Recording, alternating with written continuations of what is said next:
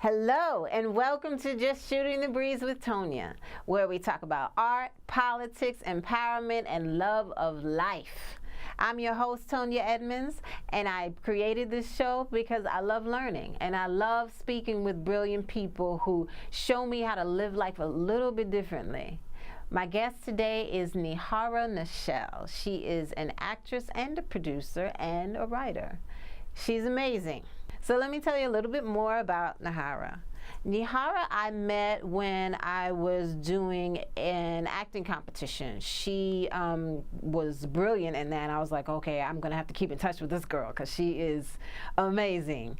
And then we kept in touch a little bit, not too much, but then when I started to do this show, I was looking for guests. I was like, oh yeah, Nihara, I gotta get in touch with her. I discovered her series called Velma. I think it's on Funny or Die. Yes, Velma on Funny or Die, and it's just great. It's just great, and it was it was a pleasure to do that interview with her. So I hope you enjoy it. Okay, so let's start at the beginning. Okay. How did you start acting in the first place? Tell me about your journey. I actually got into it because my mother is from Chicago, so it's a big theater town. And Yes. my mother's an actress, theater actress. And so I remember when I was a toddler following her to rehearsal. Where did you go to first? First place I was here. I went to school here, and then In New York? Yeah, New York, and yes. Yeah, for people who are watching. So I spent time, went to school here at NYU, and then I spent some time in LA and Atlanta. Oh, And of course went back home because it's home. Yeah, you know? exactly. Yeah. Have you worked in Chicago since you were an adult, or you Oh just? no, but I did mostly theater there. I did. I didn't start doing television until actually I went to Atlanta. Oh, So I got my first television gig there in Atlanta. The show that was on Fox called, oh dear, what was the show called? Vanished. Tell me about the differences in each city, acting in each city. Well, like I said, Chicago was big on theater. Right. And my mom and her friends, they were all classically trained. And so I learned a lot about theater history and black theater history, which I thought was awesome. Right. LA, when I went to LA, I have a family out there, some of whom are in the business, and they say it's all who you know, and I learned that because being around my family. So I did a few gigs there, but I didn't realize it was because of who I knew there. And out of all the cities that you've worked in, what do you like the best, New York or you? New York. Really? Oh yeah. This is where you're staying? I'm This is definitely it? staying here. Love this Wow. place, yeah. I mean, if I go out to LA, it's because work will take me out there. Okay. But I love this city. I think that New York, if you're an artist, New York is your muse. Because there's everything, there's all types of people here. That's true. Every 5 blocks is something different. That's true. It's never a dull moment. This is true. So that's why I love this place. That's good to know that you're here. Okay, so tell me about obstacles. And tell me. Obstacles, okay. Yeah. Well, I mean, like, there's tons of obstacles. 1, being a woman. 2, being a woman of color. True. 3, being short. 4, Okay. there's so many to deal with.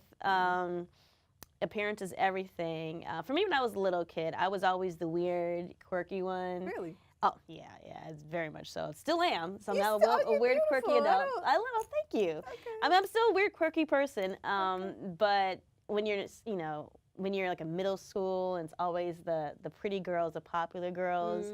And so I never felt that I stood out in that way. And so I think as I got older in career, I felt in some way that also affected my consciousness. It affected my self-worth as an artist because of, when you don't feel that you're the pretty one, if you don't feel that you're, the popular one, and you're trying to do something that's, a career that's as challenging as it is, it can get to you. But one thing I've learned over the years is that if it's something, doesn't matter if it's acting, writing, whatever it is you choose to do, life is going to throw any and everything at you. But as long as you keep your focus on what it is and visualize yourself like, hey, I want to be a doctor. Hey, I want to be an artist. And you realize that no matter what life throws at you, that nothing's going to stop that, then you'll be fine.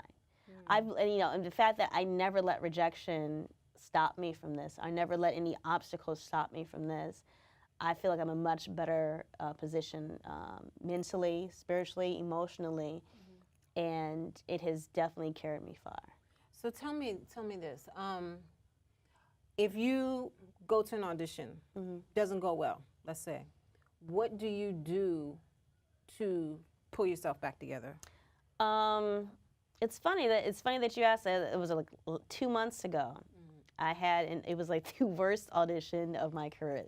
Of your career? For my career, it was painful. Oh, like there's the times when I knew, like I go in and and do my best, and I knew that I wasn't right for it, but I didn't stop. I was like, you know what? I know my abilities. I know how good I am. Right. And they saw what I was able to offer them, but if I knew that I wasn't right for the role, not because of my talent, but because of what they were personally looking for, I never take that seriously. It's never.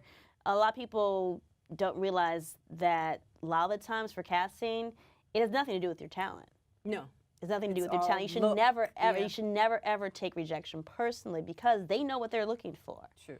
And the people that are in the room, they have the answer to somebody else. True. And if the people that they have the answer to don't like what they saw, then so still go in with you're doing your best.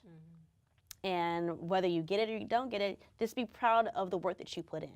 Right. That moment when I did have a terrible thing, oh my God, it bothered me for a few days.